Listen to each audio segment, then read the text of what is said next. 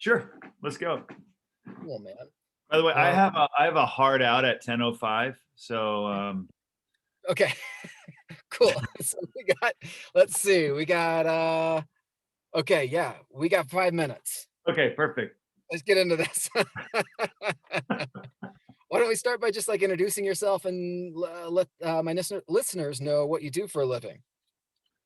My name is Mark Wilder, and I am a professional juggler. Yeah, man. That's the name alone is you're almost destined for like something Evil Knievel-esque Yeah, or I was called the Wild Man back in high school, so I guess it was my destiny. Yeah. you've I also performed.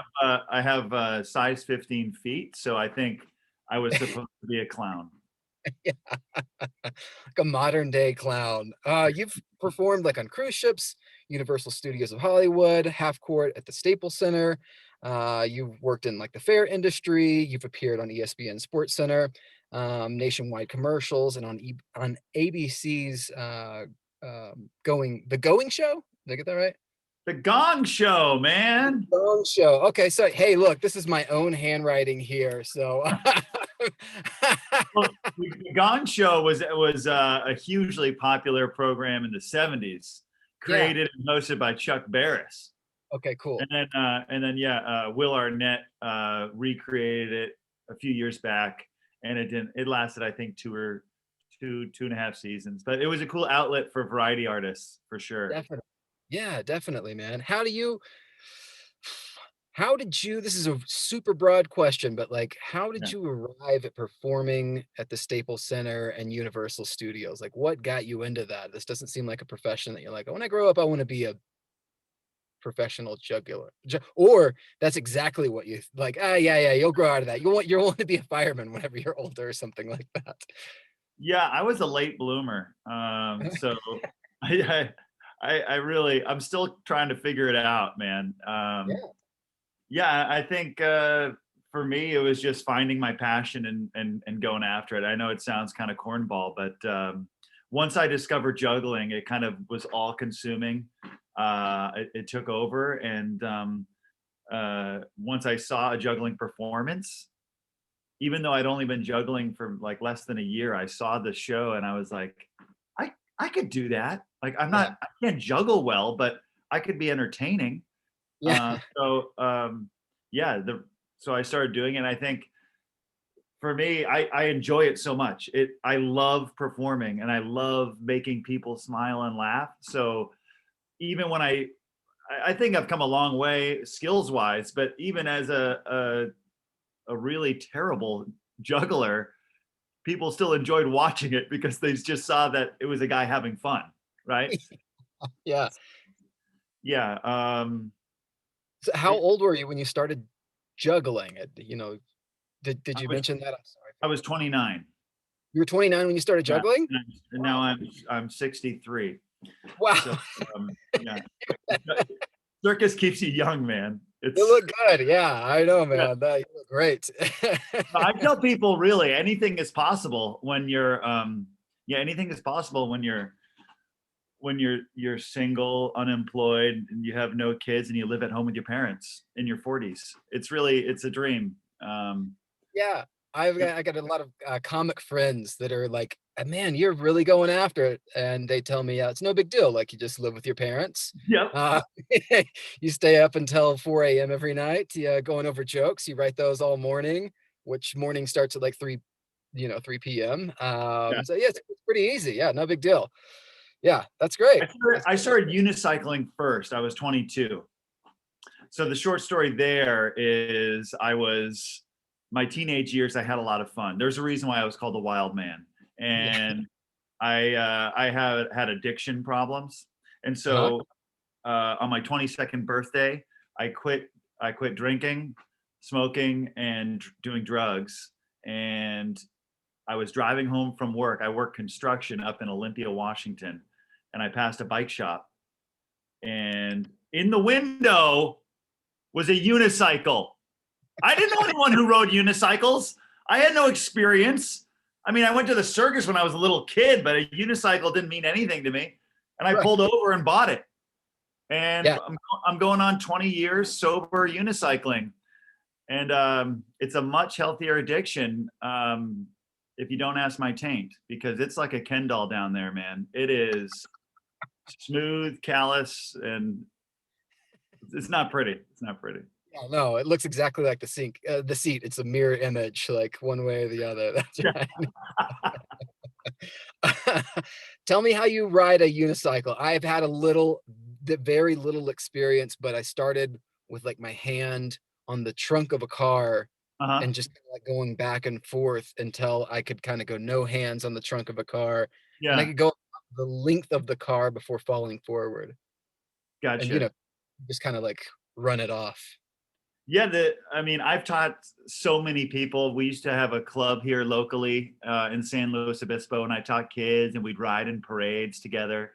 Uh, and I think the key is just to stick with it. The learning curve at first is hard, but Lift. I say within 10 hours you can learn, and a lot of people pick it up a lot quicker. Also, a lot of people quit in 10 minutes because they like crush their balls. So uh, yeah, it makes men feel pain and it makes women feel funny. But Yeah. it's it's uh, it's not as hard as you think. But the key is just to keep moving. You can't stop moving on a unicycle. So I think at first when you're timid, you want to stop, but you just got to keep it rolling. Yeah, it's a funny kind of like metaphor for life too. Like just stay in motion. Like don't if you stop, that's it, man. Yeah, It's over. The ride's over. That's it. You've done all you can do. just You just got to keep keep it going. moving. Yep, that's it. Right. Yeah, and you will find success. That's funny, man. Try to, How do try to how do you ignore the voices in your head and just just get on the unicycle and ride. Yeah, if there was a place for a bumper sticker on a unicycle, it would say like stay in motion. That'd be a good like Yeah. just keep going. How do you live and like pursue a youthful lifestyle when society tells you to grow up and ride two wheels? What motivates you to? Just the excess of that statement. I mean, really, two wheels, please. People You need? throwing the B, people like see me, they throw the B word at me, and it is offensive.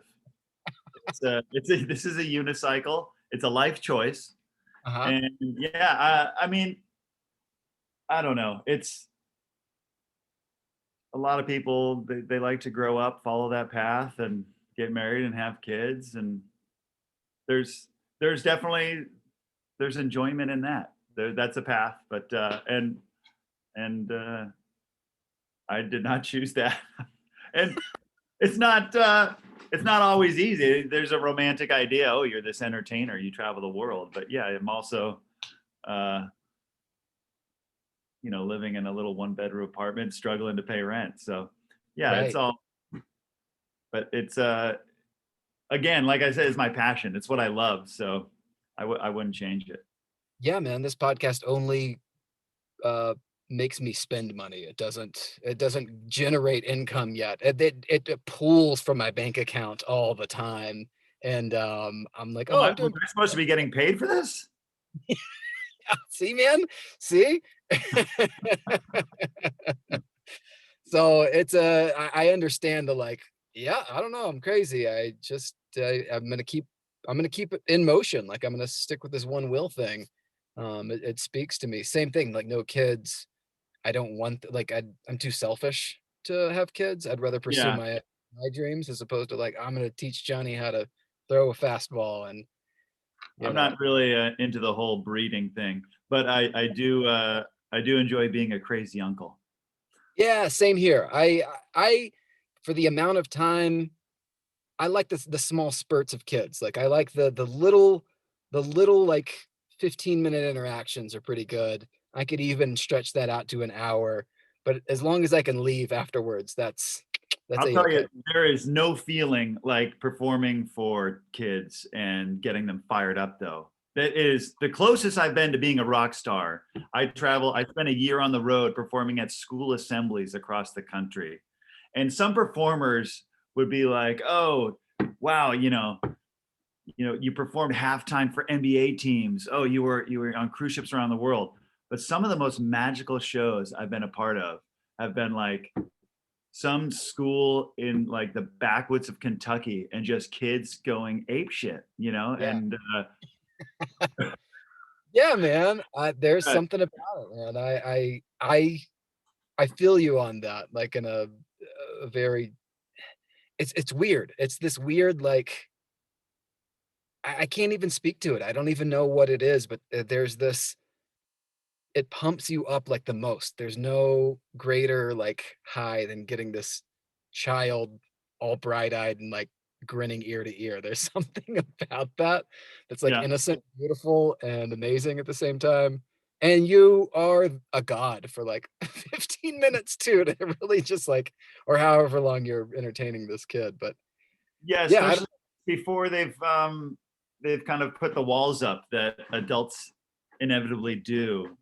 Like when you go out to a public place and you see a little kid dancing in the street to music, like that's what everyone should be doing. Like why do right. we get but we get self-conscious, we put up these walls. Yeah, there needs to be more dancing in the streets, more smiles. Totally, man. I love that. I love that. That's amazing. Can you tell me a little bit about like your upbringing? Like what was your childhood like? Well, I grew up in Massachusetts, outside of Boston, Huh? so I am a masshole, and um, yeah, it was very much just a suburban environment, and grew up playing just lots of sports, always outside running around. Yeah. It was, yeah, I did not have a lot of struggle. It was an amazing childhood. I was the youngest of three by like a huge gap. Uh-huh. My brother was 8 years older than me. My sister's 10 years older than me. So I was the baby. They were out of the house. So then I had the house to myself for a while. And yeah, it was just constantly running around the neighborhood and playing around outside. And then, you know, I discovered marijuana at 14 and that kind of changed things. then suddenly my folks didn't know what to do with me. But before everything was groovy during Yeah. childhood. Yeah. Did you grow up religious at all? Well, I mean, I'm Irish German, so I grew up following Cathol. I see. Yeah, the Catholic people, and which makes me an atheist. So Right. That's where I've arrived. I grew up like Southern Baptist, and it just never spoke to me all the way up until the point where I'm like, I can have independent thoughts. No, I still feel this way. I felt this way, and so, yeah, like ever since I was a kid, nothing really added up in these storybooks. right. I'm gonna lean into this now. I feel confident that it's just not speaking to me. It's not. I don't know. Doesn't do anything for me. So I come from a religious background, but not religious at all myself. Yeah, I mean, there's really nothing more boring than Catholic mass, like being subjected to that on a weekly basis. And it was as long as I was living under my, you know, my folks' roof, I had to go to mass every Sunday. So, you know, it was, and my parents are great people. I just don't. That's I'm a critical thinker, so it never really, even from a young age, I knew it didn't speak to me. But yeah. Yeah, I'm with you, man. Being exposed to like hundreds, sometimes thousands of people at a time, what have you learned about people or about humanity? Has anybody like has the audience taught you anything, or is there anything that sticks out to you? Like, you know what, I didn't realize this until I started performing, and now I feel this way about. I guess I think there's a magical thing that can be created with a group of people that, you know, just juggling is a really basic thing. And then I guess what I think is so great about humanity is just making connections. And when I'm on stage performing or like on the street shows probably are like the best because like you're really like intimate and engaged. And you know, I can ride the unicycle right up and pretend I'm falling on people. And there's something that's indescribable, like that, where I could be doing the same trick or saying the same joke, and then something happens where all of a sudden the audience, like you become one breathing entity, and then the magic that is created with a group of people is indescribable, and is what makes for me performing so special. And it's, yeah, that's like a drug for me. It's definitely a total high, and something that I've really missed in this past year. And the few times I'm able to get out and do little shows during the pandemic, it's just like an injection of I don't know, good Yeah, vibes. right. It's a lifeline. It's a little salvation point. Like I almost the unicycle almost fell over. I'm gonna have a lot of unicycle Yeah, references. Um, Unicycle almost fell over, and it was like that gust of wind that sort of like pushed you back up. These little tiny shows that kind of help move things along a little bit. yeah. I definitely get that as a performer myself. I mean, don't get me Uh, wrong, people for the most part suck, but but then, but I do think there are redeeming aspects to humanity as a whole. I think yeah. that sometimes that the future doesn't look so bright, but I think, yeah, maybe we've turned a corner recently. I don't know. We'll see. Do you think you're better at weeding out like the people that suck and the people that don't suck, as far as like being able to speak to large groups of people? Are you like, oh, this guy's gonna be an asshole? Like when you first meet someone on a person to person basis, do you feel like you're better at like getting a gauge for this person? I think the being, being from the Northeast, from Boston, the first instinct is just everyone go fuck yourself, and then sort it out later. It's not a Yeah, I bad. think it's a good filter. If people can handle that kind of attitude, then they're good people. If they can throw it back at you, then they're good people. Yeah.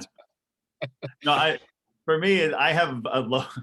I don't know. It's a strange thing. I think as I get older, I feel like I'm turning more and more into Larry David. I just have like such a low tolerance for ignorance, and but yeah, I think it's also important to keep an open mind.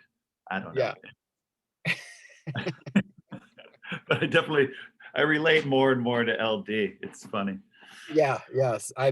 Fuck, don't we all? I mean, that's that's I feel my life sort of going in that direction too. Like, oh man, I'm gonna sound like such an asshole, but I Yeah. don't want a birthday party, you know, like or I don't want to like I don't want a cake. I don't want to be Like a celebrated. juggler. I'll juggle for your birthday. Come on. Hey, that would be actually that would be ideal. That would be ideal. Pretty good. Do you have cards on you constantly? Like, here, I your kid looks bored. Let me perform his birthday, or like when is an appropriate time to Always. interject? You have to always shamelessly self promote. Yeah. That's Especially great. now. Yeah, I'm just scraping for anything. Yeah, you gotta hustle, man. Yeah. You gotta hustle. Have you ever had like a near death experience at work? At work, uh, I don't think I've never been near death. One summer I used to perform with another guy. We had a duo act for 8 years, and we were very successful. We've since moved in different directions, but we were performing one summer at Universal Studios Hollywood, and we had an act called the Baguette Brothers, and we were Frenchmen juggling baguettes. Yeah. And most of like the dialogue in the show was just oh oui oui. That's it was just like grunting and mildly sounding French interjections. And so we did a bit where we were on a table, on like a 3 foot high table that was right in front of this, like it was this cafe because it was on French Street in Universal, and there was this like massive plate glass window behind us. We would get on this table. I would get on the unicycle, and my partner would stand on my shoulders while I was on the unicycle on a table juggling. Like what? when you're young and dumb, you're just like, we could pull this off, let's do it. But there are these planters in front of the building, so the table couldn't go all the way up against the building. So there was like this maybe 2-foot gap between our table and the building, and this massive plate glass window. And so one time, I'm not sure what happened, but we finished he's standing on my shoulders. I'm idling back and forth, juggling, right? Focused. And we finish the trick, and then I go to hop him down. So basically, it's partner acro. We lock hands, and I lower him down to the ground, which is in front of so he's coming down from my shoulders on a unicycle on a table all the way to the ground. That's quite a distance. So I lower him down, and when he's coming down, for some reason there was like he's pushing back, right? And the way we were connected, he propelled me backwards. We had done this 4 times a day for 3 months. But this one day, the thing that happened was it pushed me back because maybe my feet weren't in a good spot on the unicycle. And next thing I know, I'm still sitting on the unicycle, on the saddle, feet on the pedals, but I'm behind the table, like underneath it, right? Like I'm just wedged in this 2-foot space between the table and the building, like with the glass behind me. And my partner's like in front, like, hey! And he's looking back, like I'm like climbing out from behind like the table because I'm just wedged back there, and I hop out, and it was the closest thing to killing ourselves that probably ever happened. It was I'm not sure how we pulled that off, but That's good. but probably the most difficult unicycling I ever did was on a cruise ship, which is unicycling is hard enough. Now you're on, a boat crossing the Tasman Sea, and it's just like bouncing around. Yeah, talk about a little butt pucker. But yeah, how do you maintain that? Seems like generally we always pulled it off. Yeah. I would imagine after the cruise, like you've got abs if you don't already, like from just like core foundation, ship moving this way and that. Also, It's a jungle down there. I don't know what's underneath this. Seriously, I'm closet hairy. You wouldn't believe it, but this is just like a pelt. There could be abs. I don't know. I haven't seen my belly button since I grew this thing. Thicket down there. Have you ever had like a really bad breakup and had to still perform? Like that's a difficult thing to do, to sort of like leave your I don't know, homestead problems at the door and go out and put on a, the sad clown kind of a persona with tears coming out, smearing the makeup. Well, that's allergies.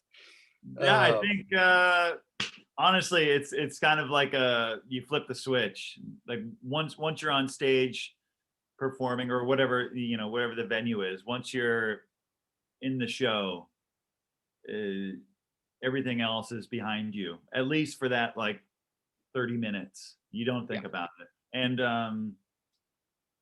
but I mean, my partner and I, we had times where we weren't seeing eye to eye, let's say. 8 years, I spend more time with him than any girlfriend.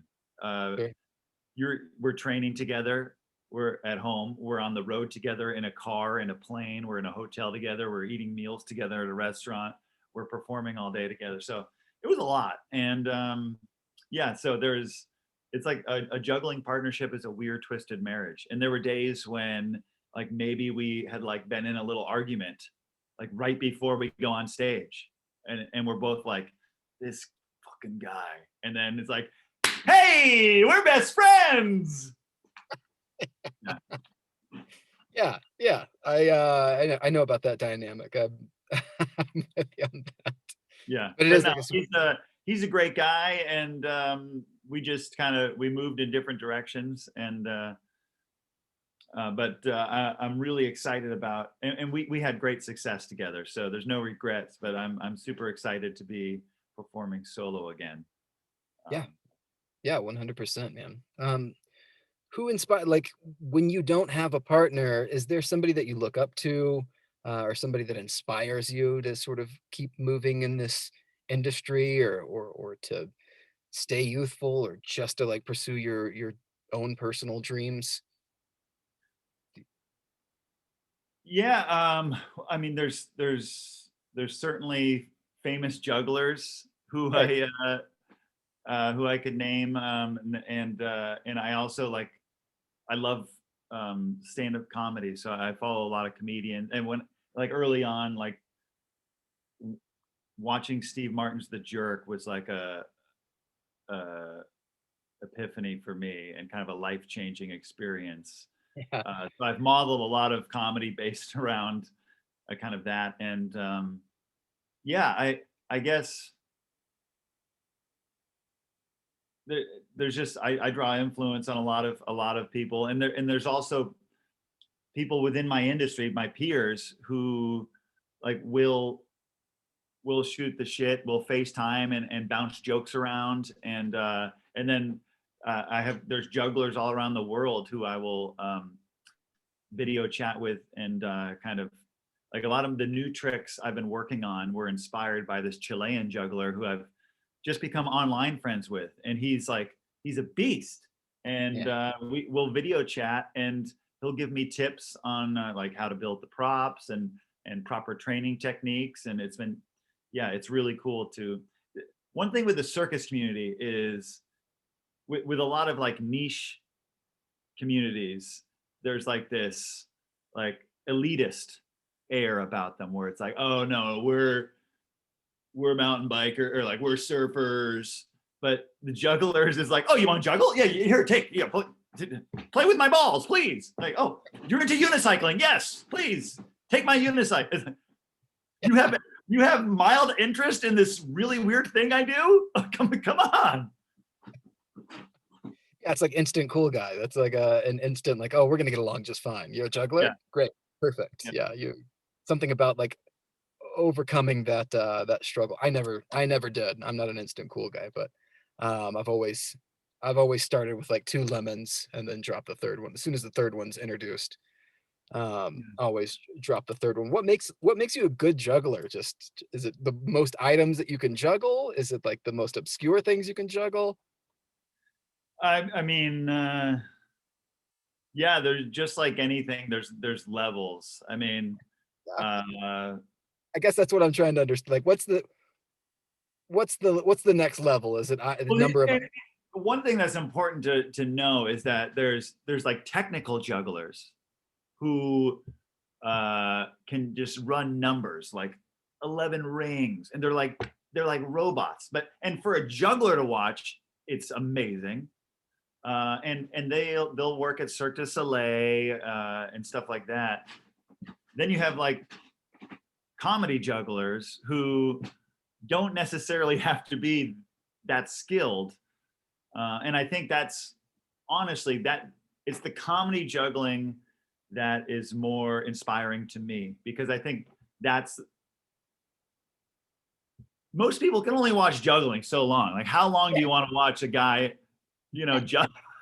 It's yeah, cool, and I think even the layman can appreciate a guy juggling 11 rings. It's like, what the fuck is happening? How does he right. do that?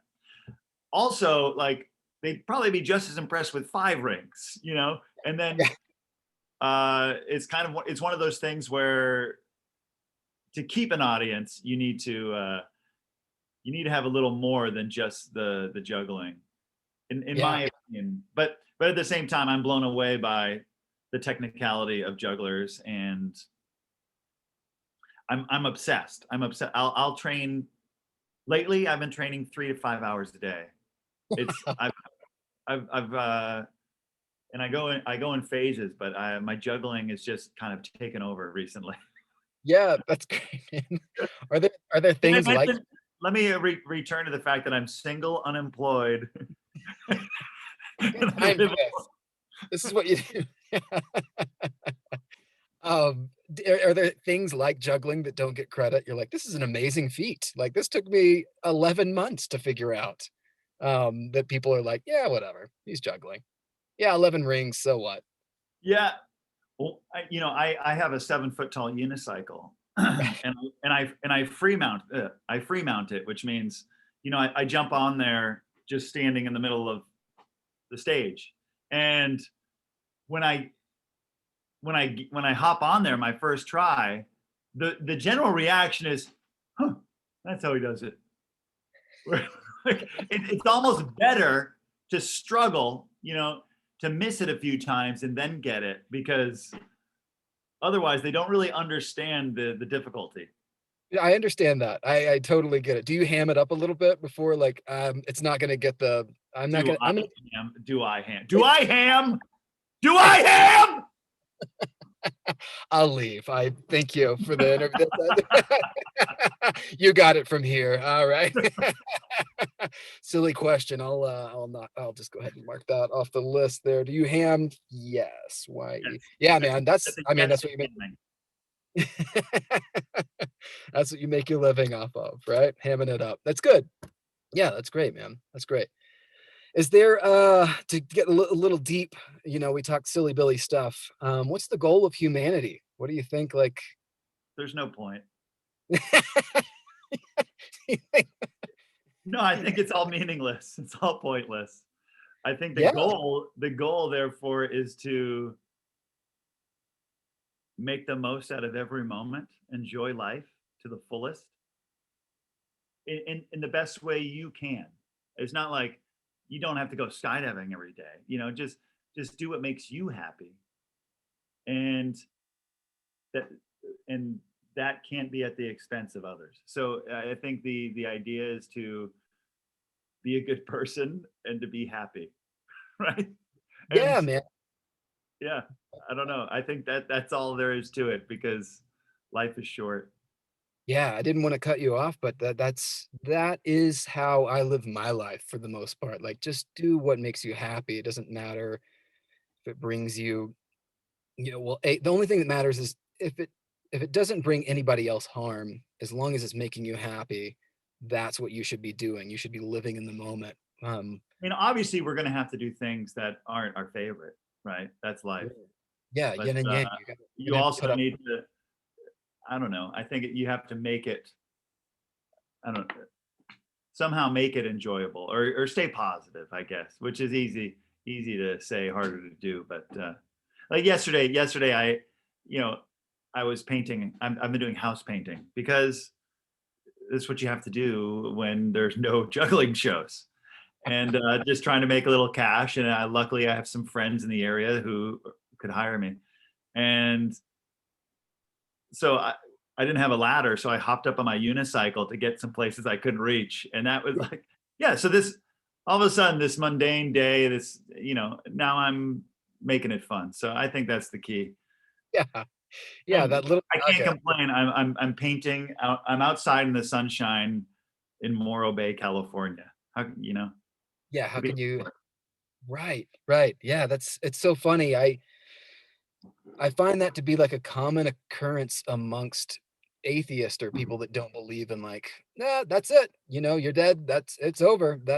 You're only here for a short amount of time. I find that those people enjoy life more, at least it seems that way, that lean into the live right now, like enjoy it right now, make it fun for yourself right Right. now, because Yeah. there is the Yeah. promise of Sorry.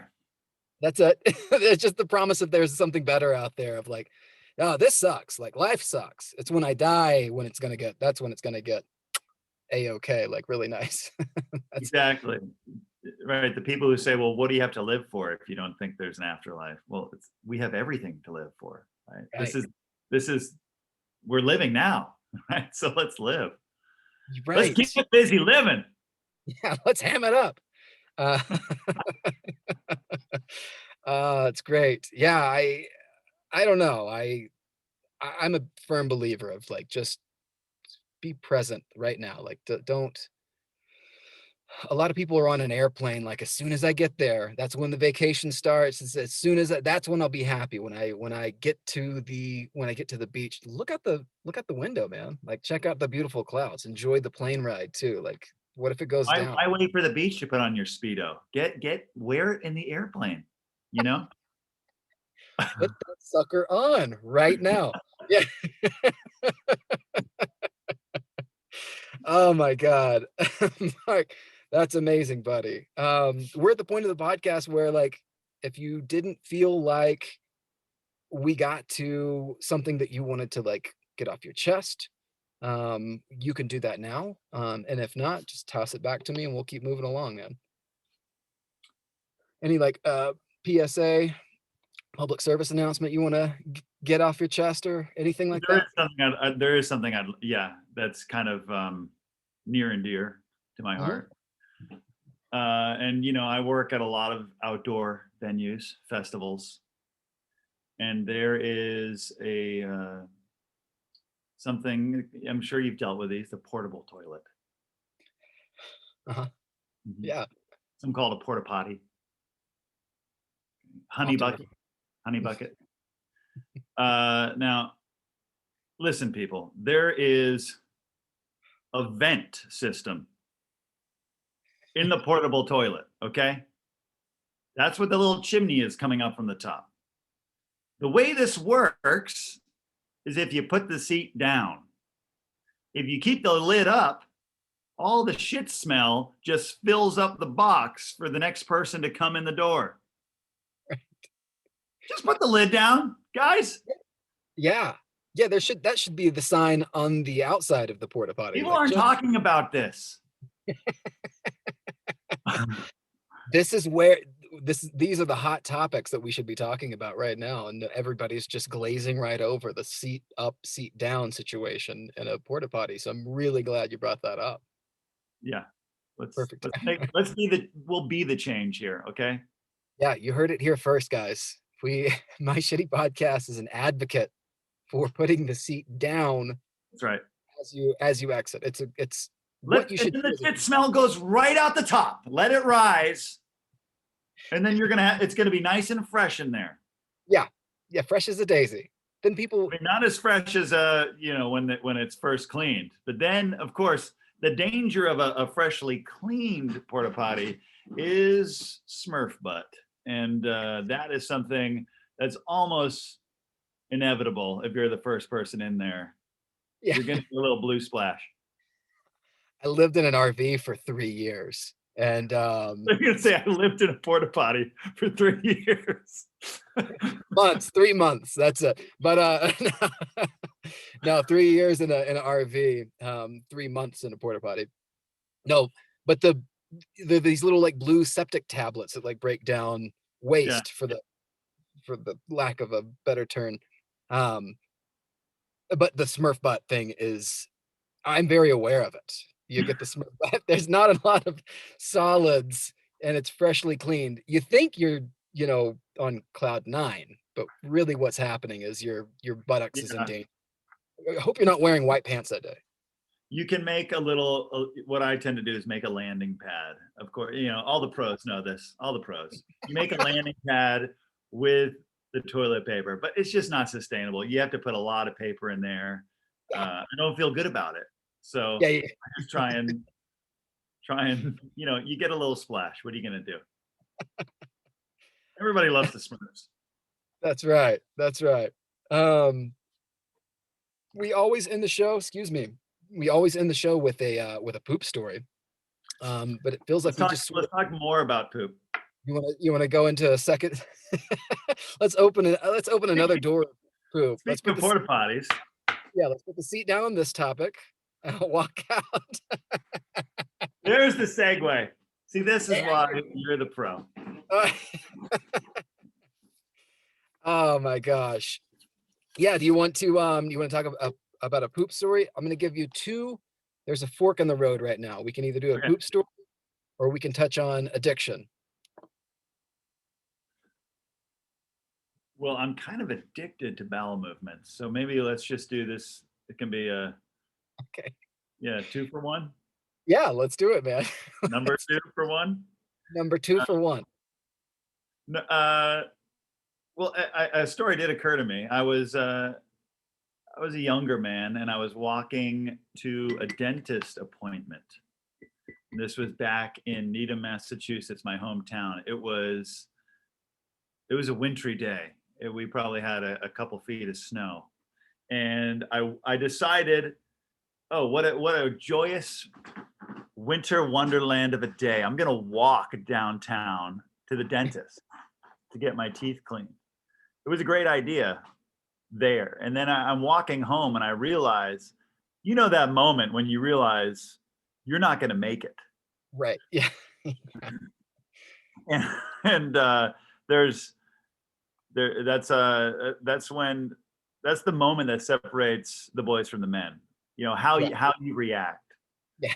And so I realize, and it can be, listen, it can sometimes I can be sitting at the table in my kitchen, and I hit that point. I'm not going to make it. You just Yeah.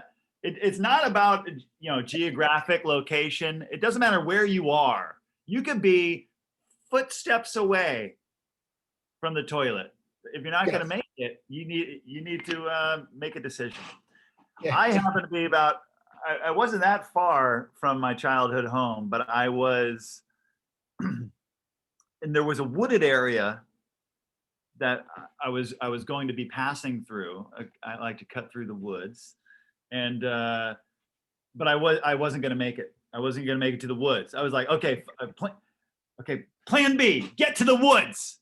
Okay, What plan. is that math equation that happens in your head where you're like, "I can't even go that far. I know already internally." Like, what is the anatomy that, like, throws that math problem up there and it's like, "Nope, can't even make it to the woods." Like, how do you there's something that's crazy that we do as humans that I think it's directly related to the number of coffees you've had that morning. There's an equation there. yeah. Yeah. So the coffee snake was wriggling, and I said, I need to do this here and now. And so I and this is suburbia. You're like walking down Dennis the Menace's street, right? I'm Yeah. like, okay, so I just jumped into a backyard, right? I huddled behind a garage, and it was you know, I'm in a foot of, like, 2 feet of snow. Sure. Yeah. So I'm sitting there, and it's probably like, I don't know, 10 a.m., 9:30 a.m. So, like, you know, the world isn't kind of in full swing yet, but you can, like, people are, you know, getting up, Yeah. and Yeah. so I'm, you know, the whole time you're like a deer, you know, Yeah. You're just like always looking around, just because I really had a very little shelter or coverage for this of course. endeavor. It was Anybody see you? but it well, so before I get there, let me just Oh, say, before I get there, let me just say that despite this being an untimely bowel movement, it was the greatest cleanup effort of my life, the best wipe I've ever had. oh, Let me okay. tell you why. I, Yeah, this is the New Englander kid. I'm sitting there. I'm in a squat, popping a squat over here, and I have this wicked great idea, kid. I say, hey, what am I gonna wipe with? There's no paper anywhere on it. Snowball. I make I make a snow, and I assemble, you know, while while I'm finishing up, I assemble, you know, a little like if you have a snowball fight, I get a little mound of balls ready, and then it was refreshing. uh, It was clean. It was like yes. it was like an ice douche, right? And unlike the paper which you're just essentially just smearing, It's just a smear job. And You can't close a peanut butter and jelly sandwich and open it back up and expect it to be no peanut butter or all the peanut butter on one side of the bread. It's let's just say we're dealing with crunchy peanut butter. Okay, yeah. it's crunchy. So yeah, it was a great experience. And then as I finish up, and I have this like this little pile of shitty snowballs that have melted through the top layer of snow. Uh, I look up and I realize I've been so focused on my work. I realize that like there's a direct line into like this person's kitchen window where they're like sitting there doing breakfast dishes. Just like No, out no. of there. So they were watching you the whole time, like, oh, this poor kid. I didn't make eye contact, so I don't know. And when you say poor kid, I was definitely a man at the time. I was Right. back. I was visiting my parents. It was because that's when I get dental work done. That's what a professional juggler does. I don't have Right. insurance. No, I know, man. I know. I've totally been there, man. I understand. I went to the last major dentist appointment. I went to Tijuana and had it done, like, 'cause no dental insurance. It was fantastic, by the way. You have a Ma I you have a great set of chompers. these things, they're still good. I went and got some street tacos right afterwards. It was fantastic. It was very I highly recommend if you don't have dental insurance, or if you do, go to Tijuana. It's fantastic. All right. Yeah, it's good stuff. And you'll probably still, if you stop with the street tacos and everything, you'll probably still have to shit like in somebody's like in But someone's there yard. it's yeah, there it's acceptable. It's like Yeah, a it's like when you I think it is in Japanese culture, if you belch, you're saying to the chef that it's good food. With Mexican street tacos in Tijuana, if you shit on the sidewalk, it's like, oh, here's cheers to the chef. yeah, yeah, yeah. A good day to you, sir. Yeah, that's great. My hat's off to you. You get applause in the streets, like, "Ah, this good guy, yeah, right on. He did it." This gringo did it. Yeah, that's great, man. Mike, man, thank you so much for coming on the show. I My will, pleasure.